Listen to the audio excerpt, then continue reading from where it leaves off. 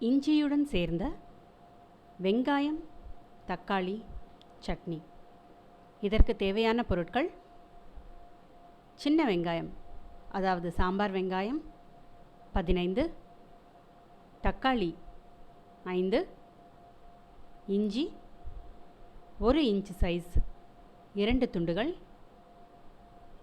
காய்ந்த மிளகாய் 7, புளி சின்ன நெல்லிக்காய் அளவு, உளுத்தம் பருப்பு 1 டீஸ்பூன், கடலைப்பருப்பு 1 டீஸ்பூன்.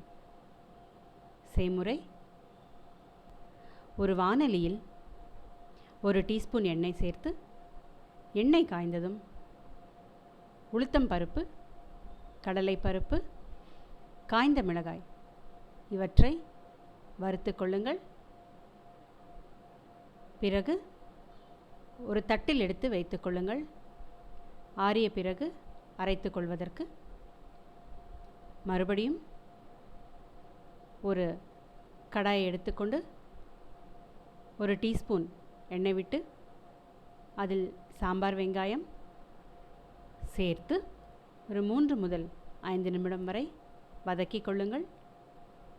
பிறகு நறுக்கிய இஞ்சி, நறுக்கிய தக்காளி இவற்றை அதில் சேர்த்து இன்னும் ஒரு 5 நிமிடம் வதக்கிக் கொள்ளுங்கள். சிறிது நேரம் கழித்து அதில் உப்பு மற்றும் புளியை சேர்த்து 1 நிமிடம் வைத்து அடுப்பை நிறுத்திவிடவும். இவை அனைத்தும் ஆறிய பிறகு ஒரு மிக்ஸி ஜாரில் போட்டு நன்கு அரைத்து கொள்ளுங்கள். உங்களுடைய சட்னி தயார். இந்த சட்னி இட்லி, தோசை, குழிப்பணியாரம், ஊத்தப்பம், அப்பம் இவற்றுடன் சேர்த்து சாப்பிட மிகவும் அருமையாக இருக்கும்.